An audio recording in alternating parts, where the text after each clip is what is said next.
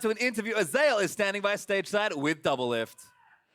Thanks, guys. I'm here with Doublelift, the first ever player to hit 1,000 kills in the North American LCS. How does it feel? Feels really good, especially since I got it in the last game, game 3, like the very last kill right before we killed the Nexus. So yeah, my team set me up. They were trolling you pretty hard. You know, it seemed like they didn't want to give it to you. You know, what were comms like? It was intentional? Were they trying to give it over? Actually, as we were about to throw it, I was like, dude, let me just get it in playoffs, like my first kill in playoffs. They're like, no, let's fountain dive. They're still 1-up. And I'm like, okay, I guess, like, I'm kind of scared of throwing. And I think it was lucky that I got the kill too. So I'm going to shout out to Hanser. He stole my kill. When I was like, gimme, he just took it from me. Well, he did lead the dive into the fountain, so the first to give his life for that 1,000th kill. But you know, now to take a step back a little bit, you've had a lot of ups and downs in your careers. You know, from lows to almost getting relegated to here, and you know, at 1,000 kills, it feels to me like you're hitting the highest point of your career. You're looking better than ever before, and you know that must be quite a journey. You know, did you ever expect to be doing so well at this point in your career? Definitely not. Like when I first started, I was done as like a really dumb player, and I was like okay mechanically, but I wasn't really that great. And I don't know, like being a pro just totally changed my life. You know, 5-6 years ago when I first started playing this game, I was definitely a totally different person. And like being a pro has been a way for me to like get to know myself a lot better. And yeah, like my personality and my like strengths and weaknesses as a person and like my self-development has all been because of like LCS and being a pro. So it's kind of like because of that I'm so dedicated to like maintaining a high level of play throughout my whole career. And that's like my biggest pride too. When I wake up in the morning, I'm like, dude, I'm so sick. Like I'm still pretty sick, you know. A lot of players who are like this old, like, or who have been around for so long, they're not so good. So I'm pretty proud of what I've been able to do. You really should be, and you know, I gotta ask, what's the next step for Doublelift? What's the next level, the evolution for you? You know, you're gonna be Doublelift the world champion? Yeah, of course, dude. TSM all the way, baby. We're gonna win worlds. There you have it. You heard it here first. TSM will win worlds, and I'm sure Teemo's gonna make a return in the finals against SKT. But that's it for us. We're gonna head over to the desk. Thank you very much, Azale, and congratulations to Doublelift on achieving that milestone. 1,000 regular season career kills for him. Got it just at the end of the game there. Before we dive into any analysis on this victory for TSM, I just want to take another look at that final kill. Doublelift eclipsing that 1,000 mark on the fountain. The team's got his back. It's in perfect fashion here. Yeah, it gets it the hard way. I like how they didn't give him the free Jax kill. They got to get him this one where he has to sneak in the auto perfectly timed. Like, no, not the hard way. Yeah. No, he was 100% calculated when he shot that auto, for sure. Yeah, so in total, 276 kills this year, as you can see there, hitting that 1,000 mark cleanly. He will be entering the spring split of 2017 at that 1,000, as this is only tracking regular season kills, right? So that number's not necessarily going to grow in the playoffs. But all in all, TSM finishes their split here 17-1 in best of 3 format. I mean, they absolutely had a crushing season. Yeah, I mean, overall, even though they were tied with Immortals coming in this last week, I think the whole season everyone had them pegged as the clear #1 just due to the way that they played. It was always so clean, so calculated, and it carried that throughout the whole season. Well, it does. I did think this series is a lot closer than it should have been. I definitely agree with you on that. I mean, it's hard when you have that second game kind of shoehorned in there to really judge it. But even in this third game, there were some scary elements. We thought if NRG could have pulled off that Baron well, this could have been potentially a loss. Exactly.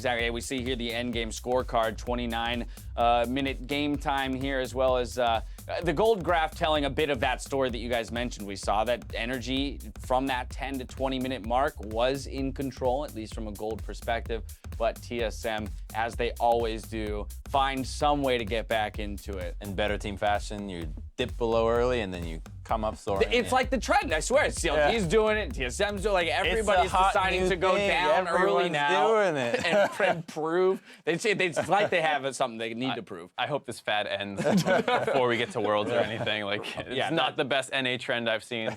No, not at all. All right, well, let's take a look at some of the moments. Let's take a look at some of the moments from this game. 10:30 into the game, TSM's going to pick up a 4 for 2 in the bot lane off of a turret dive initiated by NRG. And NRG have been getting these kinds of roams and dives off for the entire game, and it looks like it's going to go really well for them, the fact that they get Biofrost so cleanly. But after that, Double lives for a fairly long time. They're able to get the return kill onto Okyu, and then from there, it's just a chase down with too many people tanking turrets, and Bjerg is able to finally make it into the fight. But the fact of the matter was, NRG had gotten a number of these strong two-man roams off with Santorin and GBM moving around the map together, and it's definitely a good play that we've been seeing. It's an improvement, because for a while they had just been stuck doing their own thing. Santorin would get a nice gank off, but you really need to move around the map together. Kind of reminiscent of how P1 was playing when they started making that resurgence, looking for a lot of plays, particularly dives around the bottom lane. So really good stuff from NRG, being able to actually be proactive and not just lose and whittle down. That's the key word there, right? And the difference between, say, Echo Fox and then NRG and Phoenix One is that NRG and Phoenix One, although lower tier teams as well,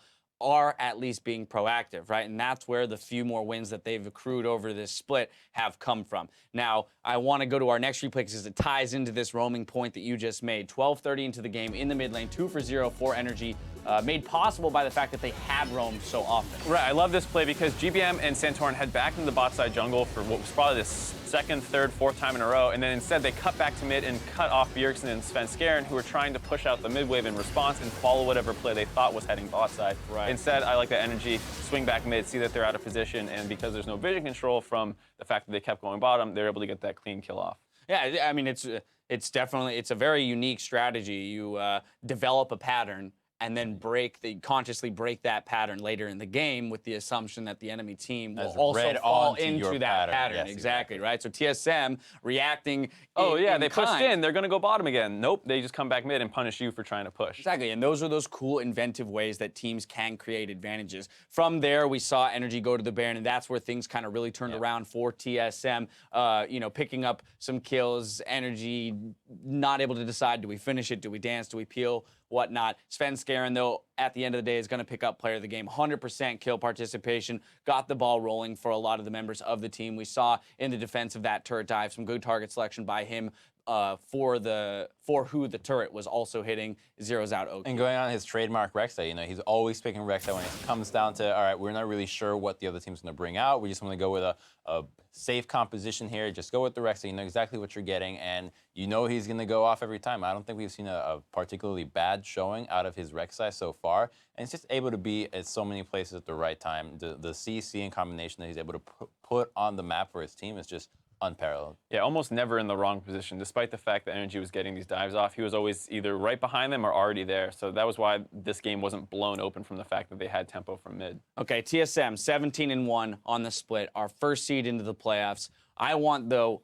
your blanket statement assessment of this team. Is this the best North American team that's ever competed? Where do these guys fall? Is this a World's semifinals caliber team? Give me something crazy. Not yet. I think this is a team that could easily win the NA playoffs. But as for it being like a World's caliber in terms of winning the whole thing, not yet. I think they need the time to really refine a lot of aspects that aren't being punished by some of the weaker teams that will be punished by other regions. So as long as they keep practicing and watching other regions and making sure that they understand, okay, what are they doing that could be dangerous towards us, and they fix those holes, then I think they'll be a fantastic contender. You're right. I think one thing to talk about is just the fact that back when C9 was on that super dominant streak in Season 3, they were playing best of one, so they dropped a couple more games. We saw TSM lose some game ones to teams, and I think if you had given that C9 team a best of 3 regular season, we would be talking about, it would be, we'd be comparing these teams more directly, but because it's 17-1 in a best of 3 format, we've seen them adapt and control over the course of the season, so I'm not trying to say they look more dominant than they are, but it was just 2 different landscapes, so I'm not sure it's 100% the best team we've ever seen. It's tough because a best-of-3 format benefits teams that are good. Right? Yeah. The idea is that you could lose a one-off game, but you still get the opportunity to run it back and take the overall series. Whereas in the case of C9, you lose a fluke game, that's it. It was the one-and-done situation, so it doesn't necessarily protect the better teams. And you can just look at last night with Immortals getting hit with the Mord in game 1. The fact of the matter is, like, if that's a best-of-1 season, like, boom, that's it. You got cheese. Same thing with TSM themselves in their series against Echo Fox, where Echo Fox took the first game, TSM won the second too. So exactly. So either way, just wanted to get your guys' assessment of TSM. Either way, they're walking into the playoffs with a 17-1 record and a #1 seed. We're headed for a break, but when we come back, it's Liquid versus Cloud9 in our second match of the day. Stick around. We'll be right back.